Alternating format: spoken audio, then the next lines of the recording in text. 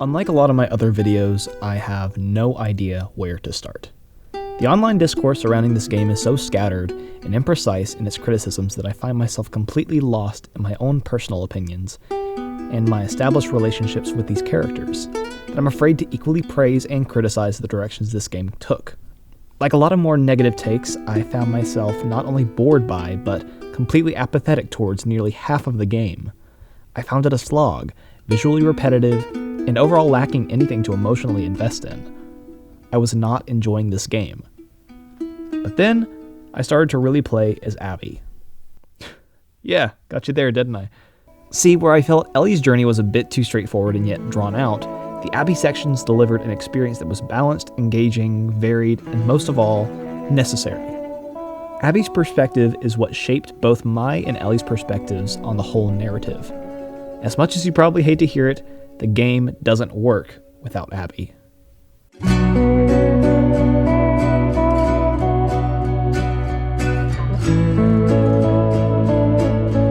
Now, what do I mean by that?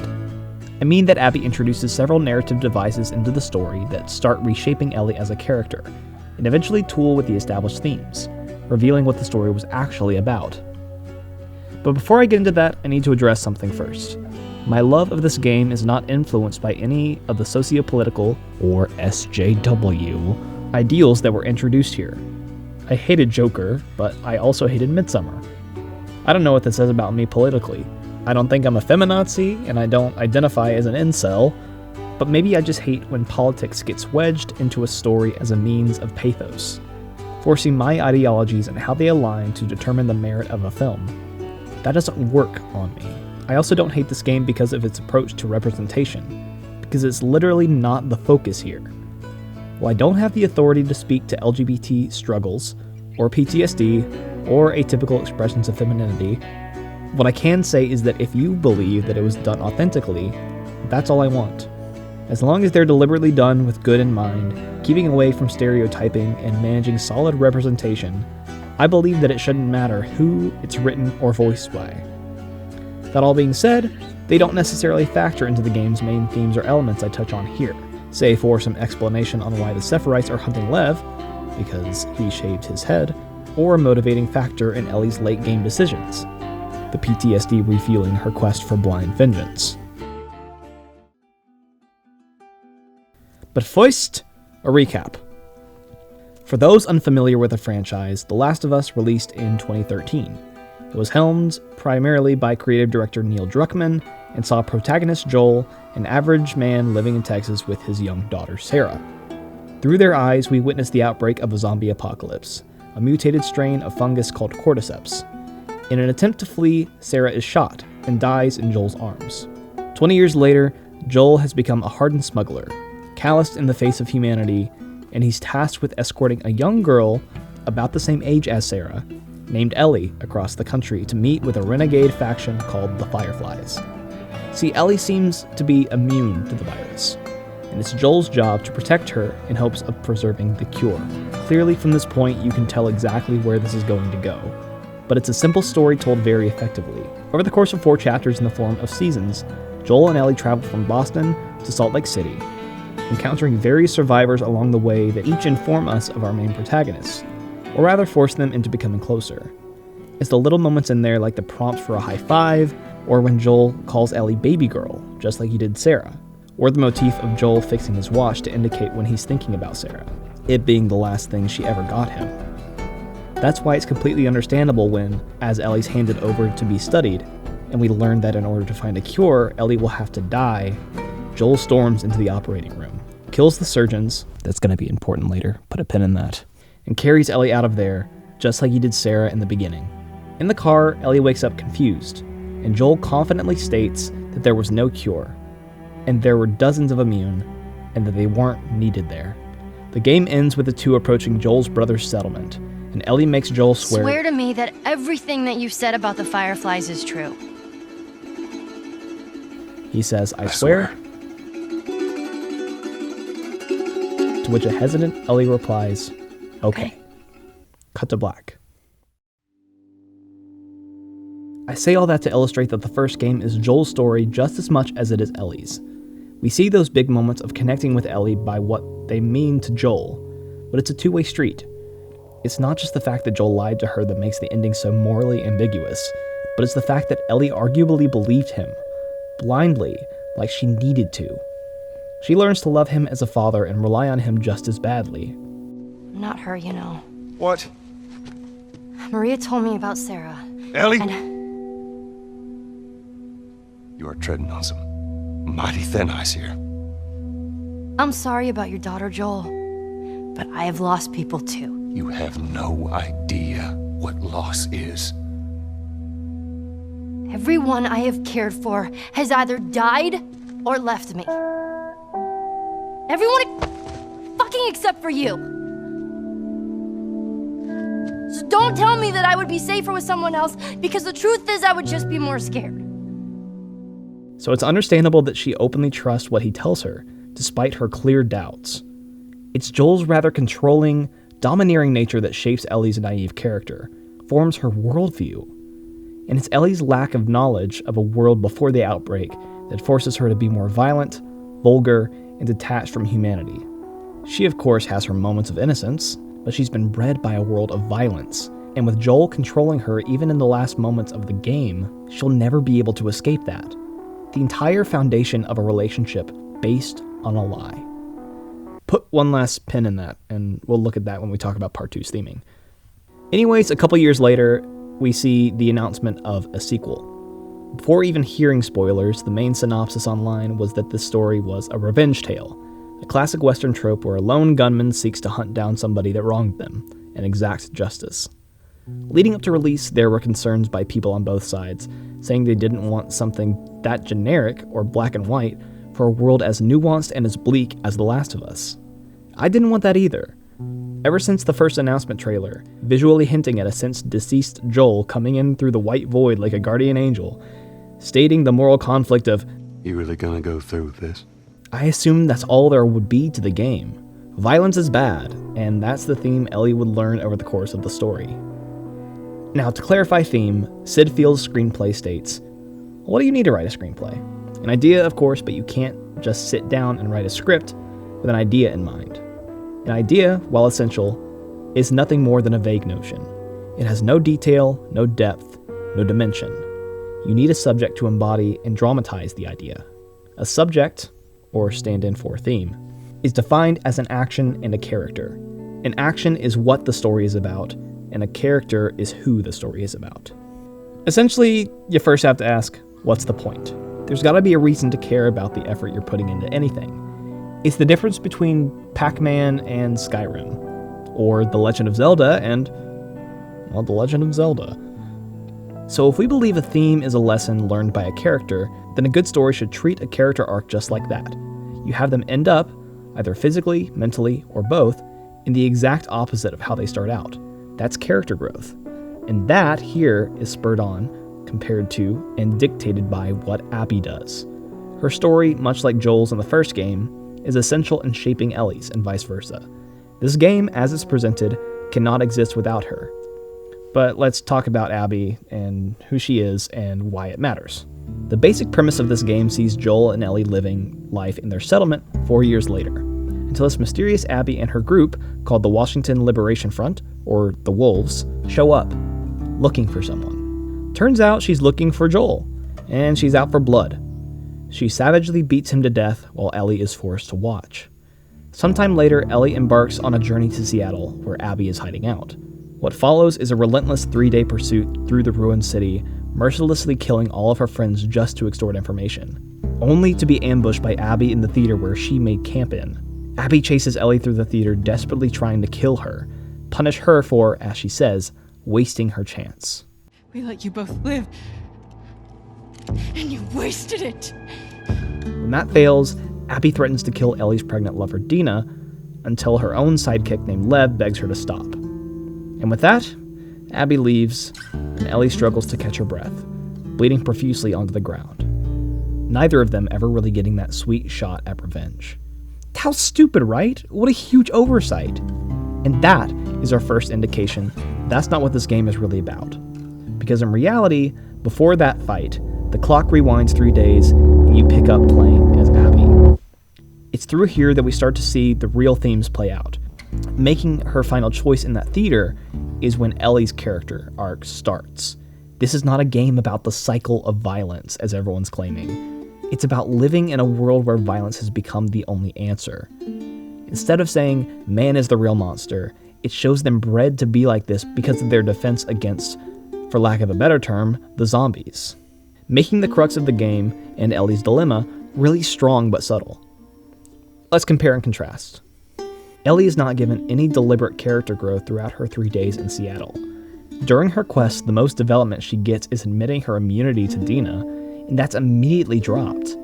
Her companions all just serve to prop her up, keeping her laser focused on her goal, without a second to question the morality of her cause. She pursues more and more targets, getting information that'll bring her closer and closer to Abby, and it's exhausting, straining her relationships. That's echoed through the gameplay too. All the settings blend into a murky, monotonous swirl of dark blue and muted green. The wide open, almost empty Seattle sandboxes echo this feeling of solitude. Abby, meanwhile, is thrusted into a pool of character conflict. We see outright, from her perspective, Joel's rampage back at the Firefly Hospital, and we learn that her father was one of the surgeons that Joel killed. But we don't stop there. We flash forward to Joel's death once again from her perspective, and we see her reaction after the fact for the first time. She's clearly not satisfied. That act brought her no peace, no closure. And, just like Ellie, the next 3 days are going to see her try to find a way to get closure. Eventually, she gets that in the form of Lev, a young boy from the enemy faction who she promises to help escape Seattle, both of them on the run from their once allies due to their new partnership. This journey may appear disconnected from the main plot on the surface, but Abby's shifting allegiances from the WLF to the Severites and back to the Fireflies shows her persistent feeling of discontent. She doesn't know how to make peace with what happened. You see, Abby was raised by her father in that old world style of thinking. She had the luxury of not being bred to kill, as I mentioned when we discussed theming. Joel took that away from her. She, like Ellie, starts to zero in on her mission, getting increasingly muscular and cutting herself off from potential romantic relationships. But through Lev, seeing past the factions, the missions, she reclaims a bit of that humanity. Death and revenge is not something that any of them were bred to do, even those born and raised post the outbreak. The stark divide between the old generation and the new on whether they should just let the past die and become monsters, or try to bring the past way of life back to honor it, but in a brave new world. It's literally The Last Jedi, huh? I'm starting to sense a pattern here. This is shown beautifully through the varied nightmare sequences Abby faces, showing her helpless to save the one she loves, from her dad to Lev and his sister Yara, until we finally end on her entering that operating room one last time to see her dad peacefully smiling, no words. The moment she does right by her father's mission of saving rather than destroying, she's completed her arc. That's all tested in the theater though. After witnessing all of her closest friends' deaths, she wants to retaliate and kill Ellie and her friends, not getting a chance to make amends with her own before Ellie killed them. Retaliating based on that is the true eye for an eye revenge measure, as we'll soon see from Ellie's perspective. It's so powerful and comparable. But as I said, Lev keeps her from doing this. She lets Ellie live, warns her to never come after her again, and she leaves. It's here that Ellie learns what she needs to do to find peace. And it's not just about sparing Abby's life. Because a bit earlier on, we learn the real motivation for Ellie's revenge mission. In a flashback, we see that Ellie actually learned the truth about what happened at the Firefly Hospital. Making a vaccine would have killed you, so I stopped them.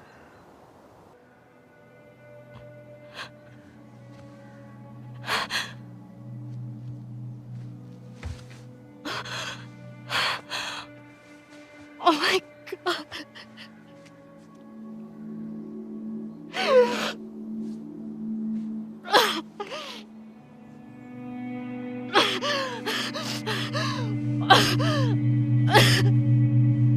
Don't you fucking touch me!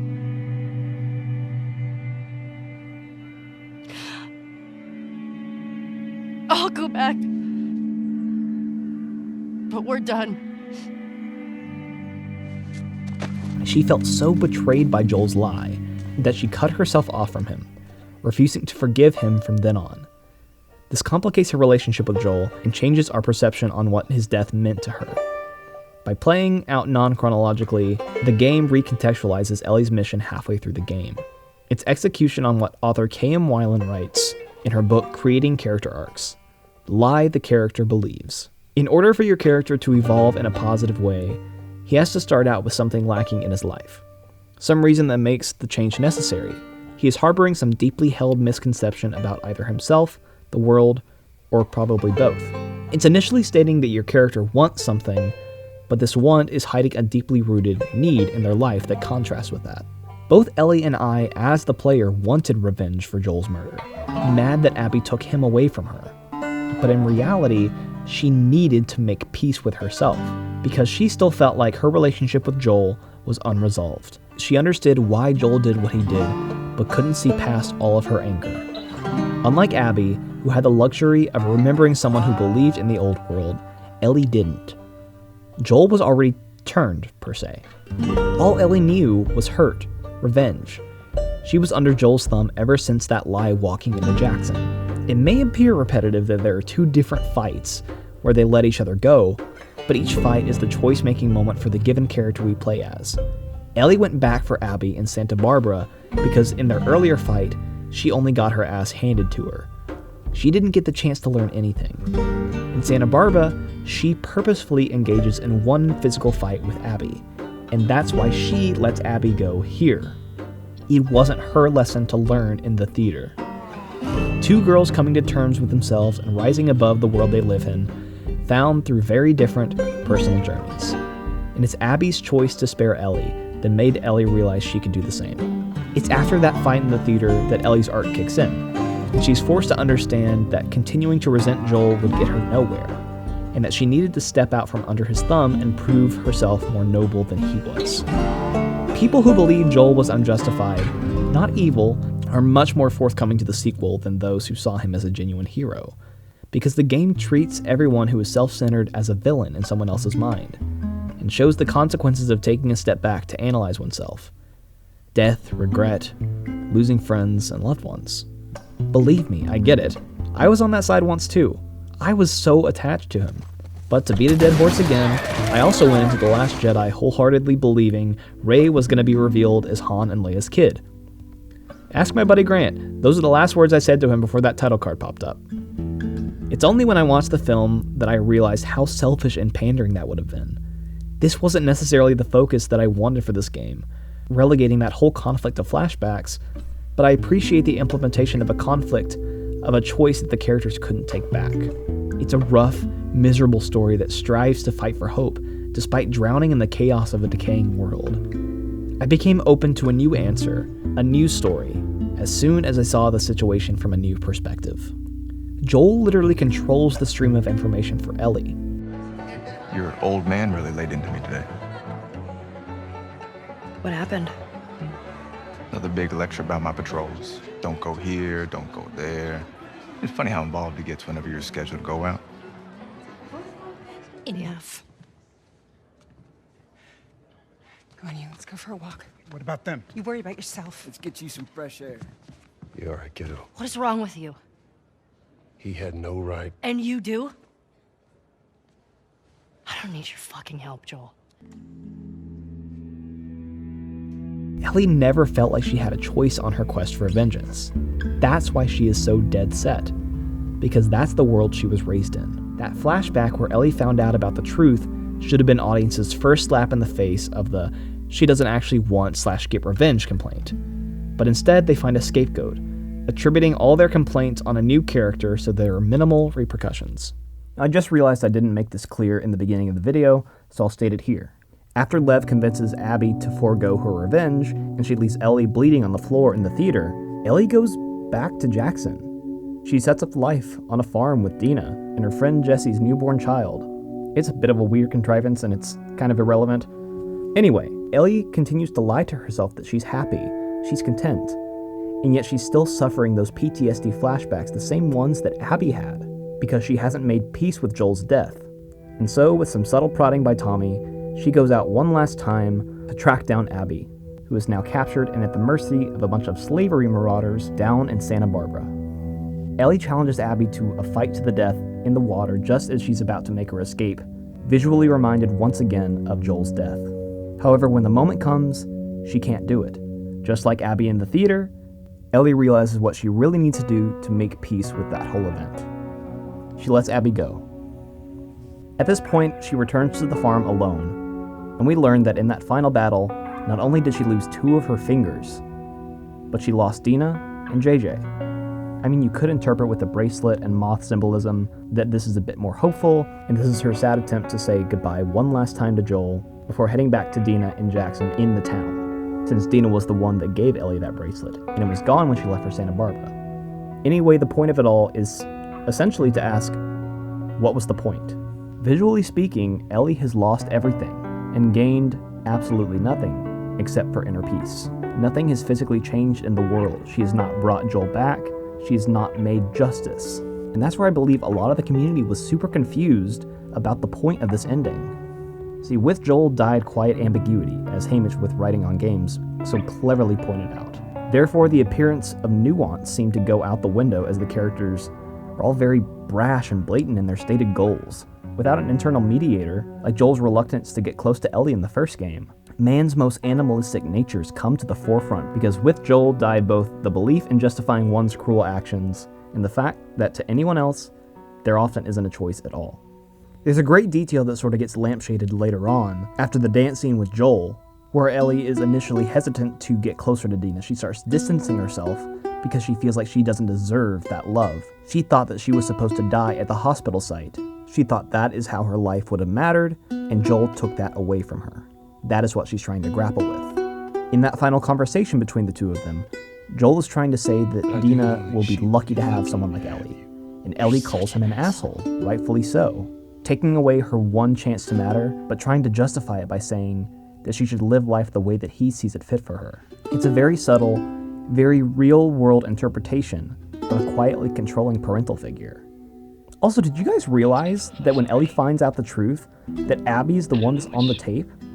That is so clever, and I didn't even notice it until my 3rd or 4th rewatch of the scene. We learn of her motivations very much earlier on than we originally thought. And through that brief little snippet, we see why Ellie is grappling so hard with this. And briefly, I just want to talk about the little nitpicks and plot holes, because they really are starting to get to me. Ignoring moral hypotheticals on the fallout and consequences of Joel's final decision, ergo with the Fireflies' competency to begin with, and whether they would have weaponized the cure, in some sense to forgive Joel's actions entirely, or the practicality of a revenge cycle and the plot holes and the tiny details that are just supposed to connect to emotionally evocative moments in the story through logic. The story of The Last of Us and The Last of Us Part 2, and every decision that they make to tell the story is entirely based on the characters, and the choices they make, and what that says about the human condition. It is a world wrapped in tremendous detail and little nuances that make the games feel so alive. To the fact that you can look up all these little details and understand every single faction so in depth, but it's clear the focus of both games was about telling an intimate story between two characters. World building is nice and immersing, but the actual moment-to-moment story is what you're supposed to actually be invested in. Maybe I'm just more of a general feeling versus nitpicks and details kind of guy. I don't know. Now that all that technical and thematic jargon is out of the way, I wanted to go over the little details that show how, as a game, The Last of Us Part 2 tells the story well, and how it gets you on Abby's side. Unlike film, video game cutscenes, even here, are often very choppy, minimalistic, preferring to maintain immersion through simplicity, a la God of War, rather than use traditional setups like in film to illustrate meaning. Film language is lost, and so these tools must take a new shape. So I love the variety of Abby's halves, set pieces, and locations. It makes the game feel better paced, similar to how the first game knew exactly how long to spend in a given location, delivering what I believe is a perfect pace. Each location assigns Abby a challenge she must overcome, and through that it shapes her character, since we are having to make a conscious, emotionally evocative choice to move the plot along. This can be seen in her facing her fear of heights to get medicine, or doubling back through a swarm of infected to rescue Lev and Yara. Even the pretty obvious stuff to highlight things like perspective, hindsight, and nuance makes the game world feel a lot more alive and fleshed out. Citing the sniper sequence, only to realize that you were fighting against Tommy, Joel's brother, Abby's flashbacks to her dad, or even the sappy stuff like bonding with Alice the dog right after we witnessed Ellie stab it to death, or giving every minor enemy a name in and out of combat. Like, come on. A complaint, though, is that the user interface, the grid through which you interact with your character, choosing weapons, upgrades, etc., I still feel is very sluggish and clunky. There were no real improvements made in the past 7 years between the first game and this one, and it makes the whole experience feel a bit disjointed. You could make the case for realism, that the speed at which you change weapons and craft health kits makes the game rely more on survival horror tactics, crafting scenarios where you feel like you barely got out alive. But real doesn't mean enjoyable. It's still a game first and foremost. The rule of interactivity is that you need to engage the player first in order to properly get them attached to your message. Level design, which is a core component to storytelling, is lacking in this first half. Super Mario's obstacles, The Legend of Zelda's dungeons, BioShock's deliberate placement of enemies and background lore, heck, even the first Last of Us in the sewer settlement. They're all meticulously designed to guide the player in a specific direction and indicate what to do next without outright pushing the buttons for them. This game attempts to see a story unfold based on the placement of NPCs, notes, and artifacts, but also heavily relies on those moments in scripted cutscenes.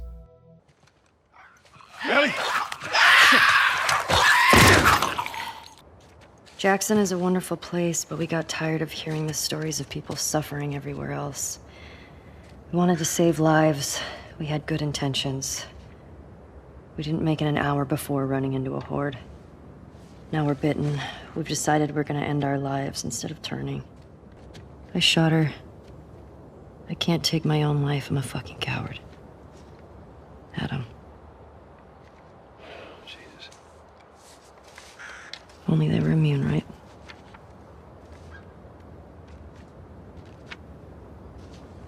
Well, it's... In committing to realism, the level design feels aimless.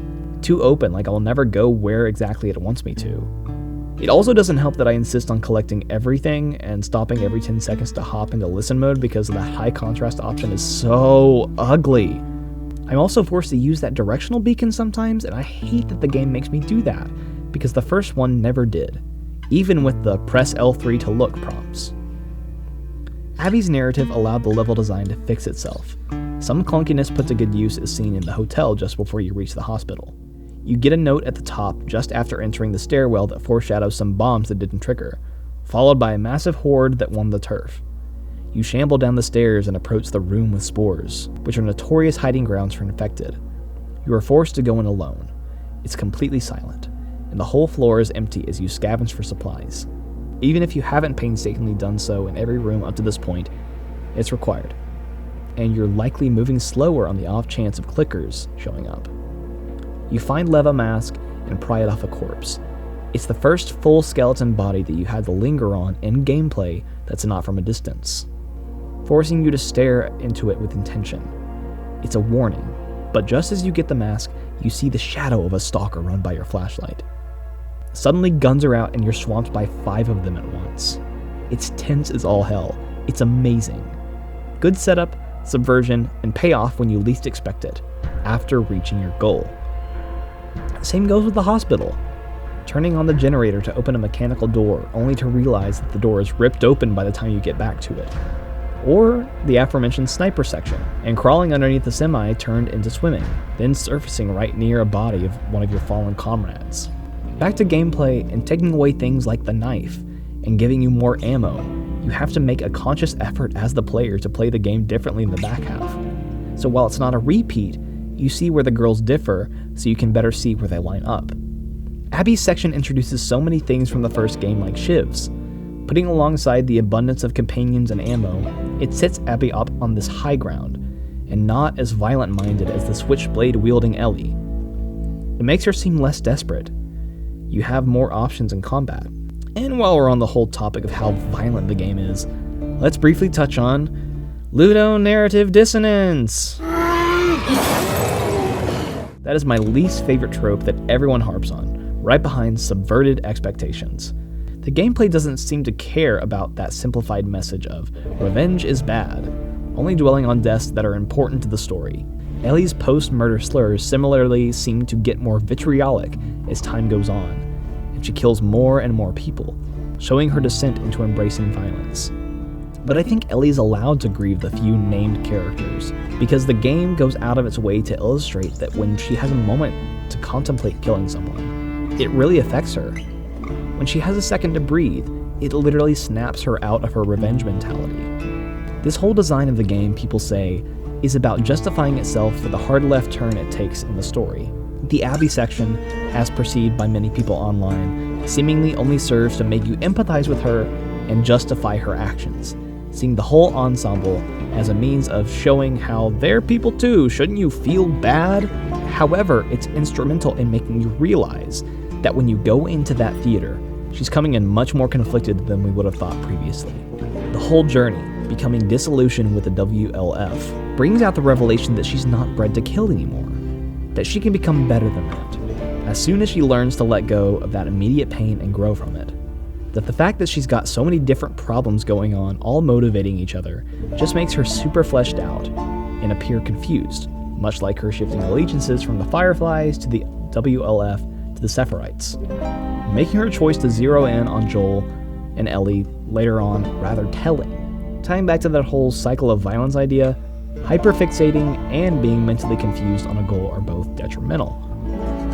She's so much more justified from her bloodlust when you finally get to the theater confrontation. And so of course you play as her at that moment. That is her climax. That whole everything in her plotline is pointless because the person you were saving died anyway is such a stupid complaint. It's the same thing as The Last Jedi, where failure for some reason can't have a point. Here I feel like that beat is even more justified, as Abby falls out with the WLF and she sees from an impartial outsider's perspective how they and the Sephirites are mindlessly killing each other. She tries to break away from that and break that aforementioned cycle of violence, and she's punished. Hard. Same with Lev going back to talk to his mom, causing her and Yara's deaths. That's why she lets Ellie live, because that's the only way she'll be able to preserve what her father stood for, and what the old world stood for. Love, or duty, because of who you love, over violence. That's why I wholeheartedly believe that this game has Abby as the protagonist, and Ellie as the reformed antagonist. Characters that intersect, but don't necessarily mirror each other. It can be a bit clunky and feel disconnected, as anybody online will gladly tell you, but it's subtle in its interweaving of themes and fights to show a vivid, fleshed out vision for a game world, and the many hardships that have befallen it. I truly think this game is a masterpiece in interactive storytelling.